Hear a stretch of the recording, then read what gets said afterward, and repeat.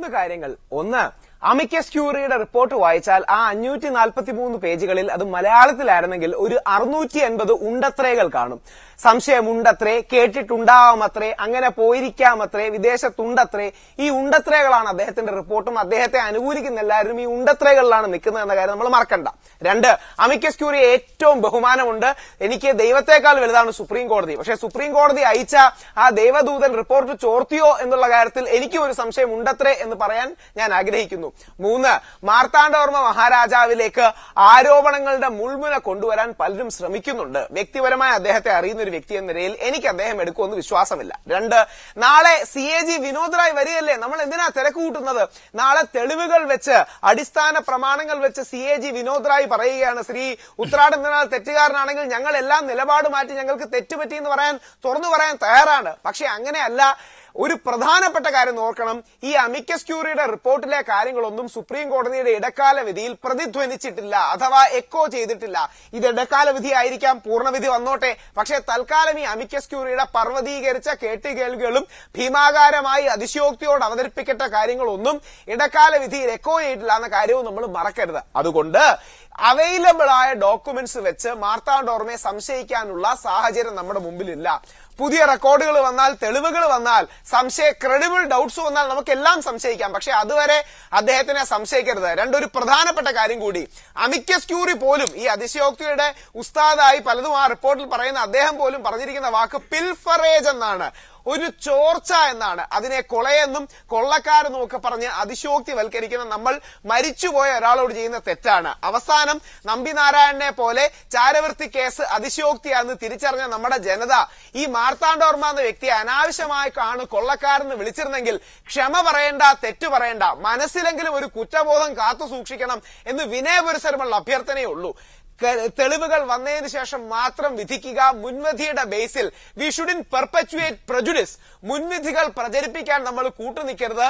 ഇത്രയും വിശ്വാസ സമൂഹത്തിന്റെ സെൻസിറ്റീവായ ഒരു വിഷയത്തിൽ ഉണ്ടത്രകളുടെ പേരിൽ ഉണ്ടയില്ലാത്ത വെടികൾ വെക്കാൻ ആരെയും നമ്മൾ സമ്മതിക്കരുത് എന്ന് വിനീതമായി അഭ്യർത്ഥിച്ചുകൊണ്ട്, ആനന്ദബോസ് സാറിന് എനിക്ക് ഏറ്റവും ബഹുമാനമുള്ള വ്യക്തിയാണ്.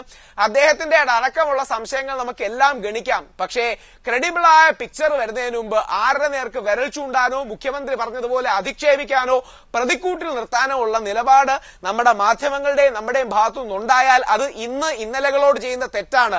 വർത്തമാനകാലം ചരിത്രകാലത്തോട് സംവദിക്കുമ്പോൾ പാലിക്കേണ്ട മര്യാദകളുടെ ലംഘനമാണ്.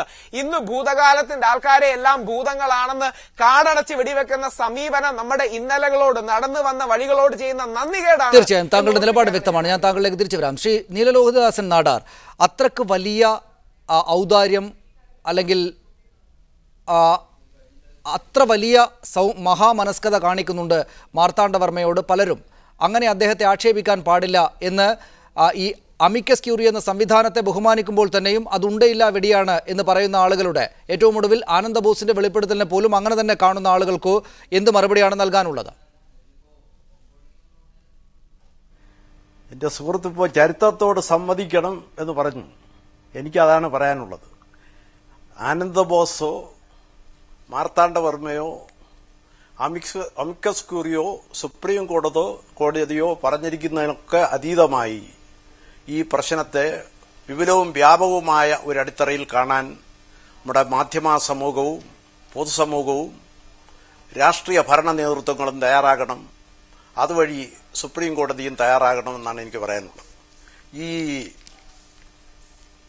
സ്വാതന്ത്ര്യപ്രാപ്തിയെ തുടർന്ന് അധികാര കൈമാറ്റം ഉണ്ടാകുമ്പോൾ തിരുവിതാംകൂർ രാജ കുടുംബത്തിന്റെ ഒരു കുടുംബക്ഷേത്രമാണ് പത്മനാഭസ്വാമി ക്ഷേത്രം എന്ന് പറഞ്ഞാണ് ഇത് ഞങ്ങളുടെ വിട്ടുതരണം എന്ന ആവശ്യം ഉന്നയിച്ചത്.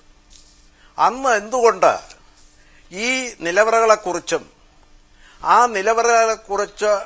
നിലവറകളിലുള്ള സമ്പത്തിനെക്കുറിച്ചും ഒരു വെളിപ്പെടുത്തൽ ഉണ്ടായില്ല, അത് ഡിക്ലെയർ ചെയ്തില്ല, ഡിസ്ക്ലോസ് ചെയ്തില്ല എന്ന് വ്യക്തമാക്കാൻ ചരിത്രത്തിന്റെ നിർണായകമായ മുഹൂർത്തത്തിൽ നമുക്ക് ബാധ്യതയുണ്ട്, ഉത്തരവാദിത്തമുണ്ട്. ഇന്ന് ജീവിച്ചിരിക്കുന്ന എല്ലാവർക്കും ആ ഉത്തരവാദിത്തമുണ്ട്.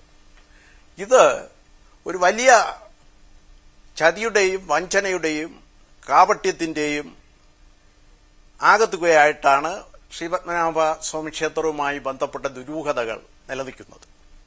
1729 തിരുവിതാംകൂറിന്റെ സ്ഥാപകനായി അറിയപ്പെടുന്ന അഴിയം തിരുനാൾ മാർത്താണ്ഡവർമ്മ ഈ തിരുവിതാംകൂർ രാജ്യത്തെ ശ്രീപത്മനാഭന് സമർപ്പിച്ചത് തന്നെ ആസൂത്രിതമായ ഒരു ഗൂഢാലോചനയുടെയും തട്ടിപ്പിന്റെയും ഭാഗമായിരുന്നു. ഇവിടെ വന്ന ആര്യബ്രാഹ്മണരാണ് അഴിയം തിരുനാൾ മാർത്താണ്ഡവർമ്മയെ കൊണ്ട് അത് ചെയ്യിപ്പിച്ചത്. അതിനെ തുടർന്നാണ് ഇവിടെ ഇന്ന് അധസ്ഥരും പിന്നോക്കക്കാരുമായി അറിയപ്പെടുന്ന ജനവിഭാഗങ്ങളുടെ പൂർവികരിൽ നിന്നും അവരുടെ വസ്തുവകകൾ ദേവസ്വങ്ങൾ എന്ന പേരിലും രാജസ്വങ്ങൾ എന്ന പേരിലും ബ്രഹ്മസ്വങ്ങളുടെ എന്ന പേരിലും കൈക്കലാക്കി തുടങ്ങി. പക്ഷേ ശ്രീ നീലലോഹിതദാസൻ നാടാർ പക്ഷേ എല്ലാവരും സമ്മതിക്കും പ്രകാരം ആ നിധി വലിയൊരു സമ്പത്തിന്റെ കൂടാരം, അത് കൂമ്പാരം, അതവിടെയുണ്ട്. ആ അമ്പലത്തിനകത്തും ഈ പറയുന്നിടത്തൊക്കെ ഉണ്ട്. അത് അവർ സൂക്ഷിച്ചു വെച്ചതാണ്. അവരതിൽ നിന്നും എടുത്തു മാറ്റാനായിരുന്നെങ്കിൽ നേരത്തെ തന്നെ ആകാമായിരുന്നു. അവരതിനെ സൂക്ഷിച്ചിരുന്നു. പക്ഷേ ഒടുവിലെത്തുമ്പോൾ ഈ ജനാധിപത്യ ഭരണക്രമത്തിലേക്കൊക്കെ എത്തുമ്പോൾ ചിലർക്ക് വന്ന വീഴ്ചകൾ, പ്രത്യേകിച്ചും ഈ മാർത്താണ്ഡവർമ്മയ്ക്കുണ്ടായ ചില വീഴ്ചകൾ അത് മോഷ്ടിക്കുന്നതിലേക്ക് പോയിരിക്കാം എന്ന് മാത്രമേ സംശയത്തിന്റെ അങ്ങേത്തലയിലുള്ള ആളുകൾ പോലും പറയുന്നുള്ളൂ. ഈ പറയുന്ന ചരിത്രത്തെ മുഴുവൻ അങ്ങനെ കുറ്റപ്പെടുന്നത് ശരിയാണ്. സംശയം അതിനപ്പുറം കൂടുതലുണ്ടെന്ന് പറയാനാണ് ഞാൻ ആഗ്രഹിക്കുന്നത്. അതിനപ്പുറം ഉണ്ടെന്ന് പറയാനാണ് ഞാൻ ആഗ്രഹിക്കുന്നത്. അത് തിരുവിതാംകൂർ രാജ്യത്തിന്റെ ഒരു രഹസ്യ ഖജനാവായിരുന്നു. അതുമായി ബന്ധപ്പെട്ട് തുരങ്കങ്ങളുണ്ട്.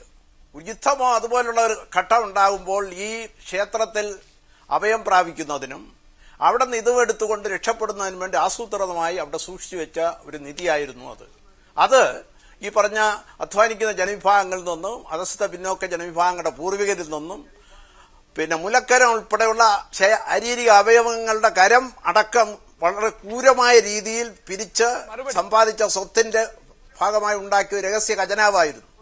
അതാണ് നമ്മുടെ ചരിത്രത്തിൽ വലിയ തട്ടിപ്പാണ്, വലിയ വഞ്ചനയാണ് നടന്നിട്ടുള്ളത്. തീർച്ചയായും ഞാൻ താങ്കളിലേക്ക് വരാം.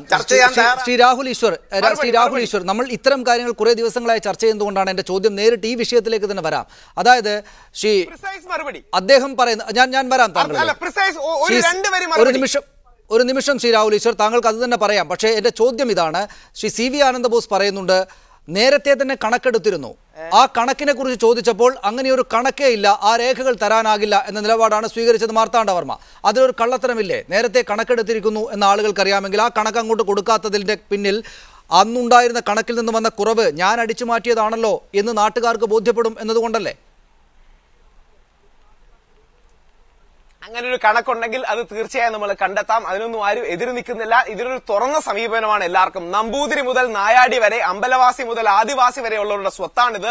നീലലോഹിതദാസ് നാടാറിന്റെ അദ്ദേഹത്തിന്റെ വളരെ ബഹുമാനത്തോടെ അദ്ദേഹത്തിന്റെ ചരിത്രത്തോടും പൂർവികരോടും എന്തെങ്കിലും തെറ്റ് അദ്ദേഹത്തിന് പറ്റിയിട്ടുണ്ടെന്ന് ഞങ്ങളുടെ ഭാഗത്തുണ്ടെങ്കിൽ ക്ഷമ ചോദിക്കുന്നു. പക്ഷേ ഈ അവസരം കള്ളം പറയാനുള്ളതോ ജാതീയമായ പ്രതികാരം തീർക്കാനോ ഉള്ള അവസരമല്ല.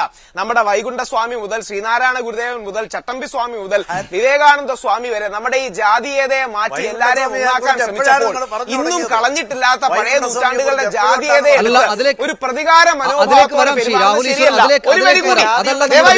എന്റെ വിഷയം നേരത്തെ ഉണ്ടായിരുന്ന കണക്ക് അത് സംബന്ധിച്ച് സുതാര്യമായ തെളിവെടുപ്പിന് തയ്യാറായില്ല എന്ന് പറയുന്നത് അതിന് നേതൃത്വം കൊടുത്ത CV ആനന്ദബോസ് എന്ന ഉദ്യോഗസ്ഥനാണ്. അദ്ദേഹം അതിന് മറുപടി പറയൂ. അതായത് എന്തുകൊണ്ട് മാർത്താണ്ഡവർമ്മ അത് ചെയ്തില്ല? ഞാൻ കട്ടു എന്ന് നാട്ടുകാരറിയും എന്ന് ബോധ്യമുണ്ടായത് കൊണ്ടല്ലേ ആ കണക്ക് നൽകാത്തത്? ഒരിക്കലുമല്ല. ശ്രീ CAG വിനോദ് റായ് വരുമ്പോ തൽക്കാലം 25 വർഷം എന്നാ പറയുന്നത്. ഇവിടെ ഒരു അന്വേഷണത്തെ ആരും പേടിക്കുന്നില്ല. 25 അല്ല 250 വർഷത്തെ കണക്കെടുക്കുന്നതിനും ഇവിടെ ആരും എതിരല്ല. അത്തരം കാര്യങ്ങളിൽ വ്യക്തത വരണം. സാങ്കേതികമായ അത്തരം എന്തെങ്കിലും കാര്യമുണ്ടെങ്കിൽ അത് കൃത്യമായി വെളിയിൽ വന്നോട്ടെ. ആരും അതിനെ എതിർക്കുന്നില്ല. എന്തുകൊണ്ട് ഇത് കോടതിയിൽ റേസ് ചെയ്തില്ല, മീഡിയയുടെ മുമ്പിൽ അന്ന് പറഞ്ഞില്ല തുടങ്ങിയ ചോദ്യങ്ങൾ ഞാൻ ചോദിക്കുന്നേയില്ല. പകരം ഈ അവസരത്തിൽ ചരിത്രത്തെ തെറ്റായി വ്യാഖ്യാനിച്ച് മുലക്കരമെന്ന് പറഞ്ഞാൽ ഒരു പ്രത്യേക ഭാഗത്തിന്റെ കരമല്ല, തലക്കരമെന്ന് പറഞ്ഞാൽ ആണ് കൊടുക്കേണ്ട കരം, മുലക്കരമെന്ന് പറഞ്ഞാൽ സ്ത്രീ കൊടുക്കേണ്ട കരം. ഈ മാത്രം സിംബോളിക്കലി XY എന്ന് പറയുന്നത് പോലെ മാത്രമേ ഉള്ളൂ. അതുകൊണ്ട് ഇതൊരു അവസരം മുതലാക്കി തികച്ചും ജാതീയമായ പരാമർശങ്ങൾ ഉൾക്കൊണ്ട് ജാതീയമായ എന്തുകൊണ്ട് കാര്യം നൂറ്റാണ്ടുകൾക്ക് മുമ്പ് ഒരു വരി നൂറ്റാണ്ടുകൾക്ക് മുമ്പ് തന്റെ 2 മുസ്ലിം പടയാളികൾക്ക് വിശുദ്ധ ഹജ്ജിലേക്ക് പോകാൻ ഈ കൊട്ടാരത്തിൽ നിന്ന് സംഭാവന കൊടുത്ത ജസ്യൂട്ട് ക്രിസ്ത്യൻ പിതാക്കന്മാർക്ക് പള്ളി വെക്കാൻ സ്ഥലം കൊടുത്ത എല്ലാ മതങ്ങളെയും ആദരിച്ച ഇന്ന് കാണുന്ന രീതിയിൽ റൈറ്റ് ടു എഡ്യൂക്കേഷൻ 200 വർഷം മുമ്പ് ചിന്തിച്ച 1936 ക്ഷേത്രപ്രവേശന വിളംബരം കൊണ്ടുവന്ന ബ്രിട്ടീഷ് ഇന്ത്യയിലെ ഏറ്റവും റിച്ചസ്റ്റ് സ്റ്റേറ്റ് ആയിരുന്ന ബോസ്, അങ്ങനെ വിശ്വാസികൾ ഭക്തർ അത്ര മഹാമനസ്കൻ എന്ന് കാണുന്ന ഒരാളെ കുറിച്ച് പൂഴിയിൽ സ്വർണം ഒളിപ്പിച്ച് കടത്തി, പായസത്തിലിട്ട് കടത്തി എന്നൊക്കെ പറയുന്നത് അതിശയോക്തിയായി പോകില്ലേ? അല്ലെങ്കിൽ ജനാധിപത്യം വന്നതിനൊപ്പം ആള് സാധാരണ മനുഷ്യനാണല്ലോ. ഇത്തരം വലിയ സ്വർണ്ണക്കൂമ്പാരത്തിന് നടുവിലേക്ക് എപ്പോഴും വന്നു വരാവുന്ന ഒരു അവസരമുണ്ടാകുമ്പോൾ സാധാരണ മനുഷ്യനായിപ്പോയി അദ്ദേഹത്തിന്, കുടുംബത്തിന് വേണ്ടി മോഷ്ടിക്കപ്പെട്ടു, മോഷ്ടിക്കാൻ തോന്നിപ്പോയി എന്ന് കാണേണ്ടി തന്നെ വരുമോ? ശ്രീ സി വി ആനന്ദ ബോസ്. ഞാൻ ഒരു കാര്യം വളരെ വ്യക്തമാക്കാൻ ആഗ്രഹിക്കുന്നു. അത് ഒരു പരിധിവരെ ശ്രീ രാഹുൽ ഈശ്വർ വ്യക്തമാക്കി കഴിയുകയും ചെയ്തു. ചില സംശയങ്ങളാണ് ചിലയിടത്തുണ്ടായിരിക്കുന്നത്. ഈ സംശയത്തിൻ്റെ പേരിൽ ആരെയെങ്കിലും വിധിക്കുന്നത് ശരിയല്ല എന്ന് ശ്രീ രാഹുൽ ഈശ്വർ പറഞ്ഞതിനോട് ഞാൻ പൂർണ്ണമായും യോജിക്കുകയാണ്. 1-2 കാര്യങ്ങൾ വ്യക്തമാക്കാനും ആഗ്രഹിക്കുന്നു. ഇങ്ങനെയൊരു ചരിത്രരേഖയുണ്ട് എന്ന് ചില ചരിത്രകാരന്മാർ ചൂണ്ടിക്കാട്ടിയതാണ്. ഞാനൊരു ചരിത്രകാരനല്ല, ഞാനൊരു എളിയ സർക്കാർ ഉദ്യോഗസ്ഥനാണ്. ഇങ്ങനെയൊരു ചരിത്രരേഖ ഉണ്ട് എങ്കിൽ അത് നോക്കേണ്ടതുണ്ട് എന്ന് തോന്നി. അതിൻ്റെ കസ്റ്റോഡിയൻ ശ്രീ മാർത്താണ്ഡവർമ്മയാണ്. ഒരു വ്യക്തി എന്ന നിലയിലല്ല അദ്ദേഹത്തിൻ്റെ കസ്റ്റോഡിയനായത്. ക്ഷേത്രത്തിൻ്റെ സംരക്ഷണം ഏറ്റെടുത്ത ഒരാൾ എന്നുള്ള നിലയിൽ ആ ഔദ്യോഗിക പദവിയിൽ അദ്ദേഹത്തിൻ്റെ കയ്യിൽ ചരിത്രരേഖ ഉണ്ടോ എന്ന സംശയം അദ്ദേഹത്തിൻ്റെ മുൻപിൽ അവതരിപ്പിച്ചു. ഇല്ല എന്ന് അദ്ദേഹം പറഞ്ഞു. ഇല്ല എന്ന് അദ്ദേഹം പറഞ്ഞപ്പോൾ ഉണ്ട് എന്ന് ഞാൻ പറയുന്നില്ല. ഇല്ല ശ്രീ സി വി ആനന്ദ, അത് താങ്കൾ പറയുന്നില്ല. പക്ഷേ ഞാൻ ഒന്നുകൂടെ വിട്ടുകൊള്ളട്ടെ, എന്നോട് ക്ഷമിക്കണം.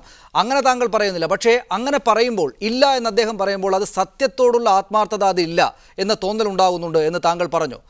അങ്ങനെ ഉണ്ടാകുന്നുണ്ടെങ്കിൽ സ്വാഭാവികമായി സംശയിക്കാവുന്നതാണ്. ഒരാൾ ഒരു രേഖയുണ്ട്, അത് കണക്കുകളുടെ രേഖയാണ്, അതിപ്പോൾ തരാനാകില്ല, ഇല്ല എന്ന് പറഞ്ഞ് അതിനെ നിഷേധിക്കുമ്പോൾ അതിന് പിന്നിൽ ഒരു ഗൂഢോദ്ദേശം ഉണ്ടാകും. ആ ഗൂഢോദ്ദേശം വളരെ സാധാരണ മനുഷ്യർക്ക് മനസ്സിലാകുന്നതാണ്. ആ കണക്ക് വന്നാൽ ആ കണക്കും ഈ കണക്കും തമ്മിൽ ചേർന്ന് പോകുന്നില്ലെങ്കിൽ അവിടെ ഉണ്ടായിരിക്കുന്ന ചോർച്ച, അത് ഈ പറയുന്ന പോലെ മഴവെള്ളത്തിൻ്റെ ചോർച്ചയല്ല, സ്വർണത്തിൻ്റെ ചോർച്ചയാണ്. ആ ചോർച്ച വലുതാണ്, അതിന് കുറ്റക്കാരൻ ഞാനാണെന്ന് മനസ്സിലാക്കപ്പെടും എന്നതുകൊണ്ടാണ് അദ്ദേഹം അത് തരാതിരുന്നത് എന്ന് സാധാരണഗതിയിൽ ഞങ്ങൾക്ക് സംശയിച്ചുകൂടെ? താങ്കളൊരു ഉദ്യോഗസ്ഥനായതുകൊണ്ട് താങ്കൾക്ക് ആ സംശയങ്ങളിലേക്ക് ഔദ്യോഗികമായി കടക്കേണ്ടതില്ല. പക്ഷേ നാട്ടുകാർക്ക് സംശയിച്ചുകൂടെ? സംശയമുണ്ടാവും. പക്ഷേ അദ്ദേഹവുമായി നേരിട്ട് ബന്ധപ്പെട്ട ഒരു വ്യക്തി എന്ന നിലയ്ക്ക് അദ്ദേഹത്തിൻ്റെ മുമ്പിൽ ഇത് കൊണ്ടുവന്നു, അദ്ദേഹം ഇല്ല എന്ന് പറഞ്ഞു. അത് ഞാൻ മുഖവിലേക്ക് എടുക്കും. എങ്കിൽ ഇങ്ങനെയൊരു ചരിത്രരേഖ മറ്റാരുടെയും കയ്യിൽ പെട്ടിട്ടുണ്ടോ എന്ന് അന്വേഷിക്കേണ്ടതില്ലേ? ഈ രേഖകൾ, പുരാവസ്തു സംബന്ധമായ രേഖകൾ ഇന്ത്യയുടെ വെളിയിൽ ഉണ്ടെങ്കിൽ അതും അന്വേഷിക്കേണ്ട വിഷയമാണ്. അതിൽ അദ്ദേഹത്തിൻ്റെ സഹകരണം തേടുകയാണ് ചെയ്തത്. അല്ലാതെ രേഖ കണ്ടില്ല, അത് ശ്രീ മാർത്താണ്ഡവർമ്മയുടെ കയ്യിൽ തന്നെ ആയിരിക്കും എന്ന് പറയാൻ മാത്രമുള്ള തെളിവുകളൊന്നും ആരുടെ കയ്യിലുമില്ല. അദ്ദേഹത്തെക്കുറിച്ച് ഞാൻ പറഞ്ഞത് ഈ ഒരു രേഖയുടെ അടിസ്ഥാനത്തിലല്ല. പല കാര്യങ്ങളും ചർച്ച ചെയ്തപ്പോൾ എനിക്ക് തോന്നിയത് ഒരു കാര്യം ഞാൻ പറയുകയാണ്. ഈ കവടിയാർ കൊട്ടാരത്തിൽ നിന്നും കിട്ടിയ പ്രതികരണം ആയിരുന്നില്ല പട്ടം കൊട്ടാരത്തിൽ നിന്ന് കിട്ടിയത്. അതിൻ്റെ അടിസ്ഥാനത്തിലാണ് ഞാൻ പറഞ്ഞത് സത്യത്തെക്കുറിച്ചുള്ള സമീപനം ഈ 2 പേർക്കും വ്യത്യസ്തമായിരുന്നു എന്ന്. ഇത് ശ്രീ മാർത്താണ്ഡവർമ്മയുടെ ഔന്നത്യത്തെ ഇടിച്ചു തള്ളി കാണിക്കാനുള്ള ഒരു ശൈലിയല്ല. അതുപോലെ തന്നെ ഇതൊരു ദൗത്യമായിട്ട് ഞാൻ ഏറ്റെടുത്തതാണ്. ഞാൻ ഈ നാട്ടുകാരനാണ്. സുപ്രീം കോടതി ഒരു ദൗത്യം ഏറ്റെടുത്തപ്പോൾ ഞാനൊരു വിശ്വാസിയുമാണ്. അതുകൊണ്ട് ശ്രീപത്മനാഭൻ്റെ സ്വത്ത് നിർണ്ണയിക്കാനുള്ളൊരു അവസരം വന്നപ്പോൾ അത് ആ രീതിയിൽ കണ്ടു. അതുമായിട്ട് സഹകരിക്കേണ്ട ചിലരുടെ ഭാഗത്തുനിന്ന് സഹകരണം ഉണ്ടായില്ല എന്ന് തോന്നിയപ്പോൾ ഉണ്ടായ വിഷമമാണ് പ്രകടിപ്പിച്ചത്. അത് അന്വേഷിക്കേണ്ട കാര്യമാണ്. അന്വേഷണത്തിൽ മാത്രമേ സത്യം കണ്ടെത്തൂ.